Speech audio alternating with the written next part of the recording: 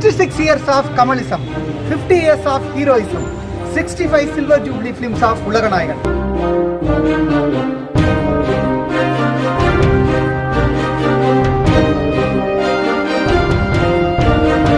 இந்த 65 ஆண்டுகள்ல குழந்தை நட்சத்திரமா ஆரம்பிச்சு கதாநாயகனாகி இயக்குனராகி திரைக்கதை ஆசிரியராகி சொன்னா போயிட்டே இருக்கும். அந்த அளவுக்கு உலகநாயகன் பன்முகம் கொண்டவரா இருக்கு.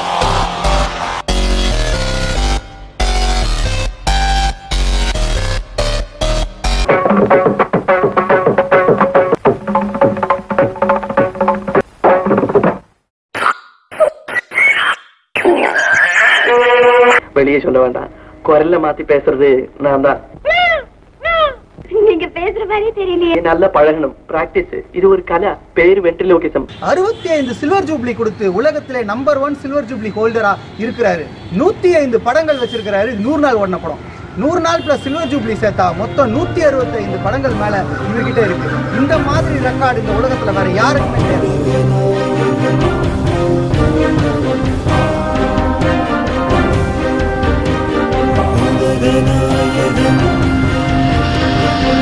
234 படத்துல 200 படம் லீட் ரோல், 34 கெஸ்ட் ரோல் அப்படின்னு இவருடைய புக்கை எடுத்து பார்த்தா என்சைக்ளோபீடியா பேஜுக்கு போய் கிட்டத்தட்ட 10,000 பேஜுக்கு போவோம்.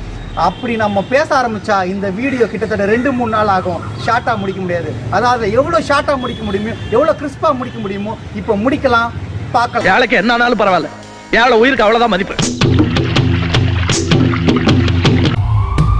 எதுக்காக நீங்க அடிதடியில இறங்கணும்? என்ன பண்ணுறா சொல்றா? நீங்க என்ன பண்ணுவீங்களா எனக்கு தெரியாது. நான் என்ன பண்ணணும்ங்கறத முடிவு பண்ணி என்ன சுத்தி நடக்கிற அசிங்கம், அவமானம், எக்ஸ்ப்ளாய்டேஷன் இதெல்லாம் என்னால தாங்க முடியாது. I'm going to fight it and I want you to fight.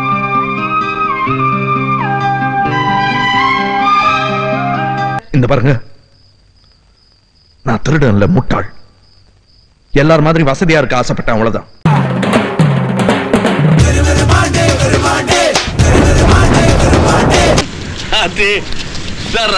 எல்லாம் தெரியுமாவில? சரி, எல்லாம் தெரியும்னா எனக்கு இப்ப அருகிது எங்க இருக்கீங்க? கண்ணு போட்டு உங்க மேல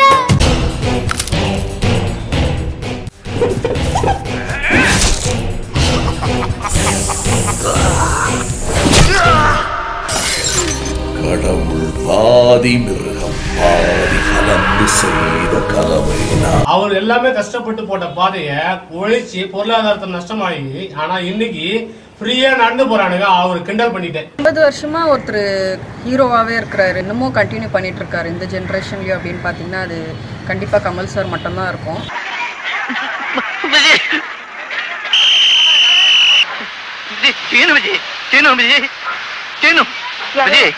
யாரோ பைத்தியம் பண்ண இருக்குமா?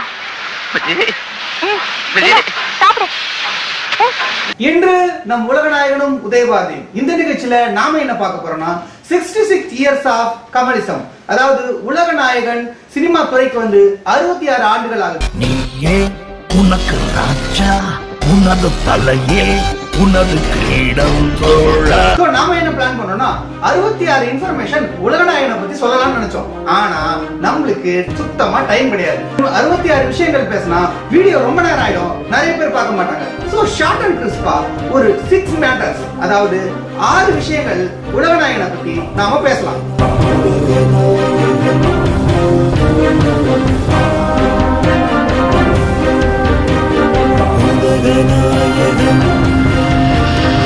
உங்களுக்கு பிரமாதமான எதிர்காலம் இருக்கா, நீங்க பெரிய ஸ்டார் ஆயிடுவீங்கன்னு. ஃபர்ஸ்ட் விஷயம் நாம என்ன பார்க்க போறோம்னா உலகநாயகனும் உமன் ஓரியன்டட் சப்ஜெக்டும். அதாவது விமன் ஓரியன்டட் சப்ஜெக்ட்ல அதிகமா நடிச்சது உலகநாயகன் தான். அவரோட இன்வால்வ்மெண்ட் எப்படி இருக்கு அப்படின்றதுக்கு ஒரு ப்ரூஃப் என்னன்னு பாத்தீங்கன்னா, அவர் முதல்ல டைரக்ட் பண்ண சாச்சி 420ல உமன் கேரக்டர்ல நடிச்சிருப்பாரு.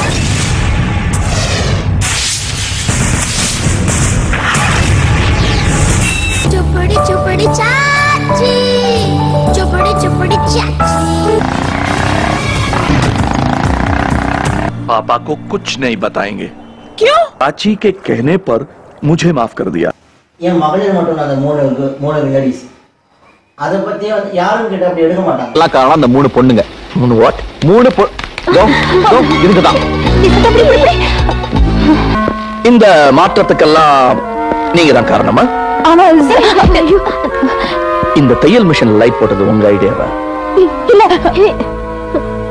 மன்னிச்சுக்கங்கய்யா. No, very good idea. Congrats. Magalir Mattum Sathi Leelavathi இந்த டைம்ல வந்து பாத்தீங்கன்னா, அதாவது வந்து அவர் பீக்ல இருந்த டைம், ஒரு உச்சத்துல இருக்காரு. தேவர் மகன் மாதிரி ஒரு சூப்பர் ஹிட் படத்தை கொடுத்துட்டு வேற யாரா இருந்தாலுமே தன்னை உயர்த்தி தான் ஒரு கேரக்டர் பண்ணுவாங்க. அதாவது ஒரு 100 பேரை போட்டு அடிக்கிற மாதிரி, ஒரு மாசான ஒரு ஹீரோ மாதிரி. சாரி, நம்ம பிளான்ல பார்த்தவல்ல. ஏன் நீ முன்னாடி வச்சுக்கிட்டு அந்த பிள்ளைகிட்ட நம்ப வலியாதீங்க. அவங்கிட்ட என்னத்துக்கு வலியோன ஒன்றரை வலி. ஐயோ என்னங்க இது பப்ளிக்கா கட்டி பிடிச்சிக்கிட்டு பின்னாடி குழந்தைங்களா இருக்காங்க.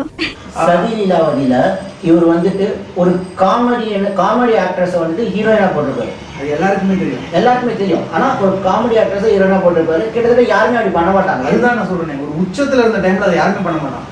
வந்து இப்போ தேவர் மகன் மாதிரி ஒரு சூப்பர் ஹிட் கொடுக்குறாரு. ஸோ இந்த மாதிரி ஒரு சீசன்ல அவர் வந்து அடுத்தது வந்து ஒரு பயங்கரமா கிராண்டா ஒரு படம் பண்ணுவார்னு பார்த்தா யாருமே எக்ஸ்பெக்ட் பண்ணாத மாதிரி சதிலீலாவதின்னு ஒரு படம் பண்றாரு. சதிலீலாவதி பாட்ஷா படம் கூட ரிலீஸ் ஆகுது. பாட்ஷா படம் வந்து ஏகப்பட்ட ரூபாய் பட்ஜெட். இது பட்ஜெட்டே இல்லாத ஒரு படம். பட்ஜெட்டே இல்லாம ஒரு பெரிய ஹீரோவா இருந்த இவரு ஒரு சாதாரண ஒரு கொட்டாய் விட்டுக்கிட்டு நார்மலா இருக்கிற ஒரு ஆள் மாதிரி ஒரு கேரக்டர்.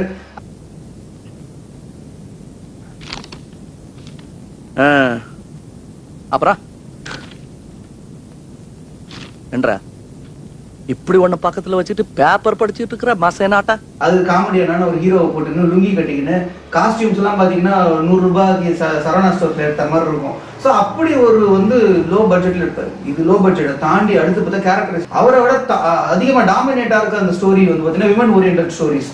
ராம்பளுக்கு இந்த ஆடா பொறிக்குன்னு சான்ஸோ சாய்ஸோ கொடுக்க கூடாது. ரெண்டையுமே பொறிக்கு போடுவானுங்க. கண்டிஷனா செய்வானுங்க, கேரக முடிச்சவனுங்க.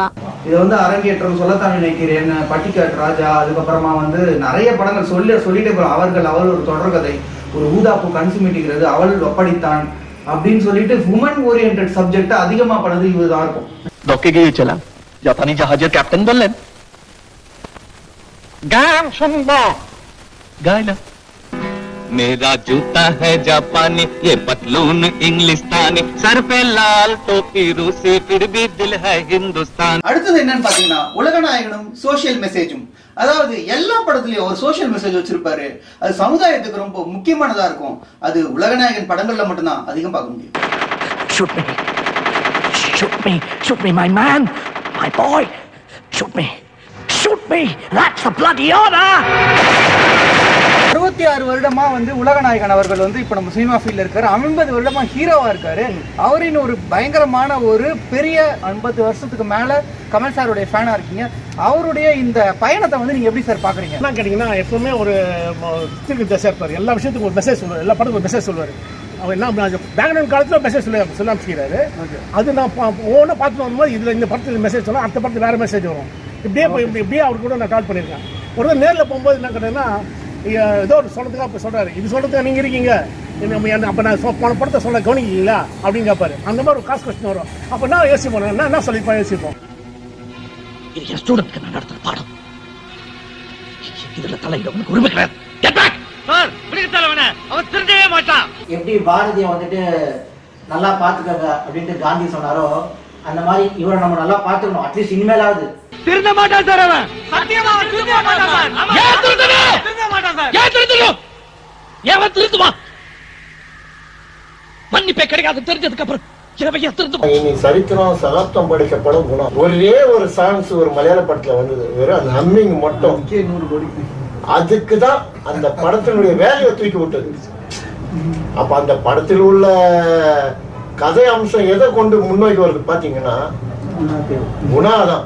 பார்த்த விழி பார்த்தபடி பூத்து இருக்க. என் கிளினிக்குள்ள வந்து எல்லாரும் என்ன பைத்தியம்னு தொந்தரவு பண்றாங்க. என்ன குணப்படுத்துங்க, நான் மனுஷன் ஆகணும்னு சொல்றேன். அதுல ஒரே ஷாட்ல ரவுண்ட் ராலியில பேசிருப்பாரு. என்ன படம் அது? இல்ல அன்புள்ள கமல்னு சொல்லிட்டு ஒரு படம், அன்புள்ள கமல் சொல்லிட்டு மலையாளியில எனக்கு. அதுல பாத்தீங்கன்னா ஒரே ரவுண்ட் ராலியில அவ்வளவு அற்புதமா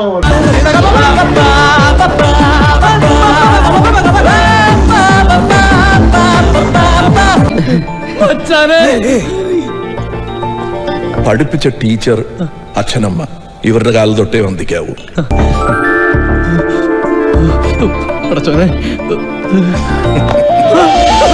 அது கூட ஸ்டார்டிங் ஸ்டேஜ்ல பண்ணாருன்னா பரவாயில்ல.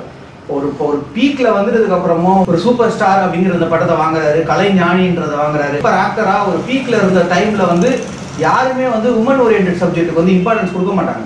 அவளுக்கு இந்த கல்யாணத்துல இஷ்டம் இல்ல போட்டிருக்கடா.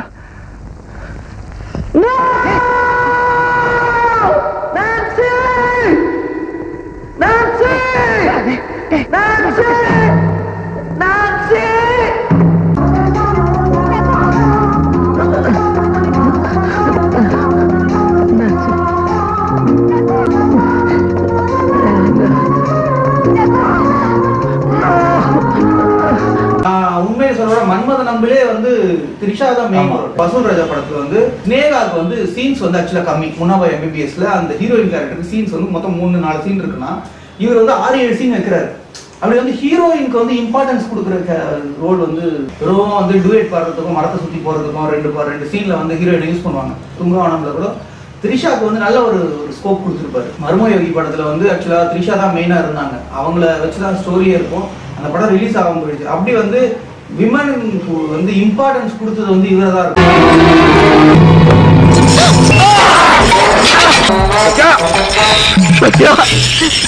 ஞாபகம் 50 அடி பாஞ்சா நான் பொம்பளை 100 அடி பாய்வேன். ஒரு பெருசா இந்த பெண்களே வந்து கொண்டாடல அப்படிங்கறது என்னுடைய வருத்தம். ஆனா அதுக்கு பதிலே பெண்கள் அவமானமா பேசுறது, எனக்கு நீ அடங்கிதான் இருக்கணும், எனக்கு கீழே தான் இருக்கணும் அப்படின்னு ஒரு சில ஹீரோஸ் சொல்றாங்க. அது யாருன்னு நான் சொல்ல வேண்டாம், நிறைய பேர் முக்காவாசி எல்லாருமே சொல்றாங்க. ஆனா அந்த ஹீரோஸை வந்து பார்த்து விசில் அடிச்சுட்டு இருப்பாங்க பொண்ணுங்க. ஆனா இவரை மாதிரி ஒரு விமனுக்கு இம்பார்ட்டன்ஸ் கொடுத்த ஒருத்தரையோ இந்த அளவுக்கு வந்து ஃபீமேலை டாமினேட் பண்ணி காமிக்கிற ஒரு ஹீரோவையோ லைக் பண்ண மாட்டாங்க. அது ஏன்னு எனக்கு தெரியல. பொண்டாட்டி என்ன சொன்னாலும் பேசாம வாய மூடிட்டு பின்னாடியே தெரியறதுக்கு அவன் என்ன சக்தி வேல் கவுண்டனா? அன்பேசிவல் பார்த்தீங்கன்னா ஒரு சுவாரஸ்யமான விஷயம். அந்த படம் எடுத்து தியேட்டரில் ரிலீஸ் ஆகி படம் ஓடிட்டு இருக்கிறப்போ சுந்தர் சியை ஒரு நண்பர் மீட் பண்ணியிருக்காங்க. மீட் பண்ணி படம் ஒரு மாதிரி இருக்குது அப்படி இப்படின்லாம் சொல்லுவேன். சுந்தர் சி வந்து ரொம்ப அப்செட் ஆகிருக்காரு. அப்போ நம்ம கமல் சார்ட்ட போய் சொல்கிறப்போ அதை பற்றிலாம் கவலைப்படாதீங்க, நல்ல ரெஸ்பான்ஸ் வரும், இதுக்கப்புறம் உங்களுக்கு நல்ல பேர் வரும் அப்படின்னு சொல்லியிருக்காரு. இதுக்கு இப்படியே போயிருக்கு. கொஞ்ச நாள் கழிச்சு சுந்தர்சி தன்னோட குழந்தைய ஸ்கூலில் கொண்டு போய் சேர்க்குறப்போ நீங்கள் யார் என்ன எதுன்னு விசாரிச்சிருக்காங்க. அப்போ நான் தாங்க சுந்தர்சி இந்த மாதிரி அன்பேசிவம் படம் டைரக்ட் பண்ணியிருக்கேன். அதை பார்த்துட்டு கிளாஸ் வகுப்பில் சேர்க்க முடியாதுன்னு சொன்னவங்க அடுத்த செகண்டே சேர்த்துட்டு இருக்காங்க. அதுக்கப்புறமா தான் அவருக்கு அந்த படத்தோட தெரிஞ்சிருக்கு. அடுத்து உலகநாயகனின் ஸ்பெஷல் பாயிண்ட் என்னன்னு பார்த்தீங்கன்னா, உலகநாயகனும் மலையாளம் இண்டஸ்ட்ரியும். அதாவது இந்த மலையாளம் சினிமாஸ்ல பாத்தீங்கன்னா உலகநாயகன் ஃபர்ஸ்ட் ஹீரோ நடிச்சதே மலையாளத்துல தான். அதுக்கப்புறம் மலையாளத்துல மட்டும் இது வரைக்கும் 10 சில்வர் ஜூப்ளி படங்கள் இருக்கு. அதாவது ஃபர்ஸ்ட் நடிச்ச கன்னியாகுமரியா இருக்கட்டும், கடைசியில் நடிச்ச சாணக்கியனா இருக்கட்டும், அது வரைக்கும் சில்வர் ஜூப்ளி கொடுத்திருக்கிறாரு உலகநாயகன் அப்படின்னு சொல்லலாம். ನಾಲ್ಕನಲ್ಲೂ ಒಗರ್ತೊಟ್ಟ ఉంది ఒరే కన్న ఇక నువ్వు ఇలా చావు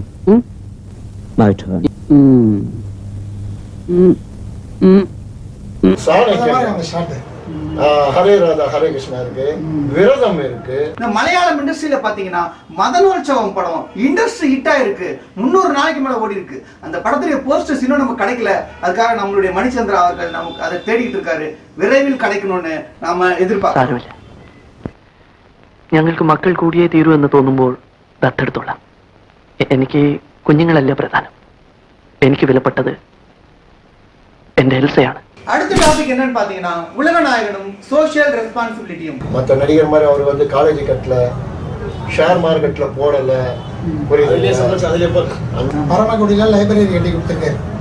படிப்பு தான் நம்ம உயர்த்தம், படிப்பு தான் நம்மளுக்கு உடைய அடையாளம். அவங்களுடைய டயலாக்கே தேவர்மான்ல கொடுப்பாரு பாருங்க.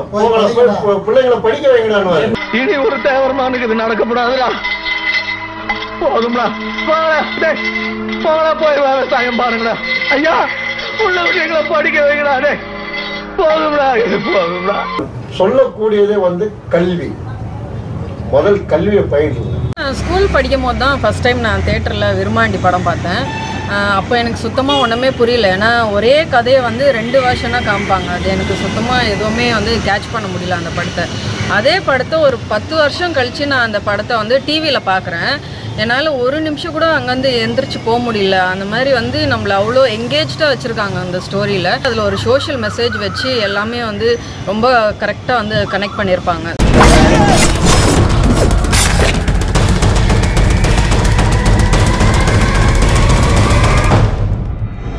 இது எப்படின்னா நம்மளோட அடையாளத்தை இலங்கையில் லைப்ரரி எல்லாம் தமிழனோட அடையாளம் தமிழனோட புத்தகத்தில் அழிச்ச மாதிரி இதை பண்ணிடாதீங்க. இவர் வந்து இன்னொரு 100, 150 வருஷம் 200 வருஷம் ஆனாலும் இந்த அடையாளம் மறையாது. எங்க தோணாலும் என்சைக்ளோபீடியா இவர்கிட்ட இருந்து தான் வரும். அன்னைக்கே பண்ணிட்டாரு பாரு, அன்னைக்கே சொல்லிட்டாரு. ரஜினி சார் ஒரு டைலாக் பேசுவார் ஒரு மேடையில, படம் அவ்வளவுதான், அது கதை என்ன ஏதுன்றதை நான் கேட்க மாட்டேன் படம். அப்ப அதே கேள்வியை வந்து கமல் சார்ட்ட வைப்பாங்க. அவரு சொல்லுவார், கமல் சார் என்ன சொல்லுவாருன்னா, நான் மறைந்தாலும் அந்த படம் உடைய கதை அம்சம் வந்து பேசப்படும், நான் மறைந்தாலும் அந்த படம் வந்து வாழ்வு தரும். நம்ம 2 பேரையும் மக்கள் மறக்காம இருக்க ஒரு படம் சார். என் கதையை சொல்றதுக்கு 1 நிமிஷம் கொடுங்க சார் ப்ளீஸ். என்ன மாதிரி திமிரான ஒரு ஆள் சார். நாளைக்குங்கிறது ஃபியூச்சர்ல எங்கேயோ தூரத்தில் இருக்குன்னு நினைக்கிறேன். கலையும் கவியும் மாயாதென்றும் நம் அறிவும் அன்பும். He is not only an actor, he is great inspiration to all of us. உலகநாயகன் மாதிரி ஒரு தலை சிறந்த நடிகரை தமிழ் சினிமா முன்னாடியே சரி இதுக்கு அப்புறமாவும் சரி கண்டிப்பா பார்க்கணும். ஓவராலாக பார்த்தா ஒரு பெஸ்ட்டான ஒரு ஹியூமன் பீயிங் சொல்லலாம் ஃபர்ஸ்ட் ஆஃப் ஆல். அதுக்கப்புறம் பெஸ்ட் ஆக்டர், பெஸ்ட் டைரக்டர் அப்படின்ட்டு லைனாக சொல்லிட்டே போகலாம். இப்போ வரைக்கும் பெஸ்ட் பொலிட்டிஷியன் வரைக்கும் வந்திருக்காரு. விண்வெளி நாயகனின் புகழ் பொன் எழுத்துக்களால் பொறிக்கப்பட வேண்டும்.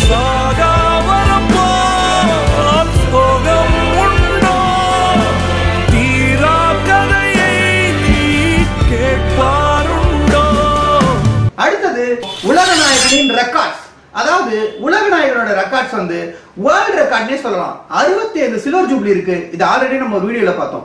அது இல்லாம 165 100 நாள் படங்கள் இருக்கு. அதாவது 65 சில்வர் ஜூப்ளில 60 படங்கள் டைரக்ட் படங்கள் நான் ஆல்ரெடி உங்களுக்கு சொல்லியிருக்கேன். ஸோ அந்த டைரக்ட் படங்களை மட்டும் எடுத்துக்கிட்டு மற்றபடி 100 நாள் ஓடின படங்கள் மட்டும் 105, அதாவது சில்வர் ஜூப்ளி சேர்க்காம. So silver jubilee plus 100 days இது ரெண்டுமே சேர்த்தா மொத்தம் 165 படங்களுக்கு மேல வருது.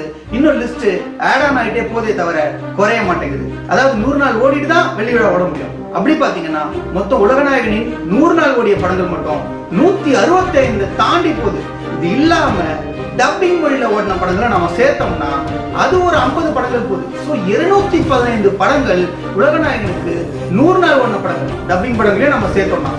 அது இல்லாம 200 நாள் ஓடின படங்கள் மட்டும் 28. அதுக்கப்புறம் கோல்டன் ஜூப்ளி ஓடின படங்கள் 12 படங்கள். இதுல 500 நாள் ஓடின படங்கள் 5 படங்கள், 1000 நாள் ஓடின படம் குரு, 700 நாளைக்கு மேல ஓடின படங்கள் மரோ சரித்ராவும் நீயா படமும். அடுத்து நாம பார்க்க போற கடைசி டாபிக் என்னன்னா உலகநாயகனும் நெகட்டிவிட்டியும். என்னடா இது கையில சங்கிலி கட்டிட்டு இருக்கேன் அப்படின்னு பாக்குறீங்களா? உலகநாயகன் எல்லா படத்துலயும் இதே மாதிரி தான் ஏதாவது ஒரு பிரச்சனையை கொண்டு வந்துருவாரு. அதாவது அவர் கொண்டு வந்துருவாருன்னு சொல்ல முடியாது, கூட இருக்கிறவங்க பக்கத்துல இருக்கிறவங்க இவருக்கு எதிராக இருக்கிறவங்க கொண்டு வந்துருவாங்க. பாட்டு பாடி எதிர்ப்பீங்க நீங்க, எதிர்பாட்டு பாடி உதப்போண்டா நாங்க. கைகாலு முட்டி எல்லாமே பார்த்து தனித்தனியா கழட்டி தர போறேன் பேத்து. முடிச்சிட்டேன்னு பாத்தியா? இல்ல, ஆனா அதெல்லாம் சும்மா லெஃப்ட் ஹேண்ட்ல வந்து தட்டி தூக்கி ஜெயிச்சிருக்காரு. இப்ப தக் லைஃப் வரைக்கும் ஸ்டார்டிங்ல இருந்தே உலகநாயகனுக்கு பேட் நேம் கிரியேட் பண்ணோம் அப்படின்னு ஒரு மாஃபியா தெரிஞ்சுக்கிட்டு இருக்கு, அவங்க பண்றதுதான். ஆனா அதெல்லாம் அடிச்சு தூக்கி தட்டி தூக்குன ஒரு உலகநாயகன் அப்படின்னு சொல்றதுல நான் பெருமையடை. நான் வயக்காட்டுல வீரேன், அடிதடிகளை சூடுறேன், பாட்டிக்கு பேர சிங்கார வேலை இல்ல. கிட்டத்தட்ட இந்த 66 வருஷத்துல நான் பார்த்த வரைக்கும் நிறைய அப்டக்கிள்ஸ் ஃபேஸ் பண்ணிருக்காரு. அதாவது எதிர்ப்புகளை ஃபேஸ் பண்ணிருக்காரு. நான் வந்து குருதி புனல் படம் பார்க்கும்போது அந்த படம் வந்து ரொம்ப ஆடல்ஸ் பண்ணி படம் அப்படின்னு கிரியேட் பண்ணிட்டாங்க. ஏராம் படம் பார்க்கும்போது உட்காரவே முடியாதுன்ட்டானுங்க. ஆள வந்தான் படம் ஒரு மாதிரி இருந்தது, ஒண்ணுமே புரியலன்ட்டானுங்க. ஸோ இப்போ வந்து தக் லைஃப் வரைக்குமே இதை வந்து இந்தியன் 2 தக் லைஃப் வரைக்குமே அவருக்கு நெகட்டிவிட்டி பரப்புறதே ஒரு வேலையை வச்சுட்டு இருக்கானுங்க. ஆனால் உள்ளே போய் பார்த்தா அந்த மாதிரி எதுவுமே இல்லை. ஒரு சில படங்கள் தோல்வியடி எடுத்து ஒத்துக்கலாம், ஆனால் வாண்டடாக நெகட்டிவிட்டி பரப்புறாங்க அப்படிங்கிறது நான் கிட்டத்தட்ட 30 வருஷமா நான் பார்த்துக்கிட்டு இருக்கேன். நீங்க அதை பத்தி என்ன சார் நினைக்கிறீங்க? சார் அவர் வந்து எல்லாரும் கடந்து மேலே வந்துக்கிறாரு. அதை ஒவ்வொரு படத்தை சொல்லுவாங்க, இந்த மாதிரி வேக்கா முத்தம் கொடுத்தாங்க, இந்த மாதிரி சொன்னாங்க, அது சொன்னாங்க. அதெல்லாம் கடந்து வந்து ஜெயிச்சு இந்த அளவுக்கு நிற்கிறாரு. இனிமேட்டு 100 படம் தாண்டி 150 படம் 240 தாங்க யாரும் இது வரைக்கும் வரமாட்டாங்க. இன்னும் வர முடியாது. இவ்வளோ நெகட்டிவ் பார்த்து இவ்வளோ 230 வந்துருக்கிறாரு. இவ்வளோ நெகட்டிவ் பார்த்து இவ்வளோ மைனஸை பார்த்து அது தாண்டே வந்து இவ்வளோ ரீச் ஆயிருக்காரு. லாட் ஆஃப் அவார்ட்ஸ் வின் பண்ணியிருக்காரு. நெகட்டிவிட்டி அடிச்சு நானும் சொல்றேன்னா இது நெகட்டிவ் தப்பு தான் தோண போறாங்க. இதில் சொல்லுவார் மகாதேவ் சொல்லுவார், தப்பு தோண போறாங்க அப்படின்றாரு. அப்போ ஏன் போய் சொல்லாதடா, நிஜத்தை சொல்றாரு. என்ன அடிச்சு வளர்த்தான். ராமனையும் காந்தியும் உதாரணம் காட்டி இவங்கள மாதிரி இரு. நீ என்ன எதுக்கு இப்படி வளர்த்த? ஒரு நல்லவனுக்கு கிடைக்கிற எல்லா மரியாதையும் கெட்டவனுக்கு கிடைச்சிருது. அது எப்படி? தடைகளை வென்றே சரித்திரம் படைத்தவர் இவர், சாதனை தொடரும் அப்படி சொல்லி இந்த வீடியோவை முடித்துக் கொள்கிறேன். நன்றி, வணக்கம்.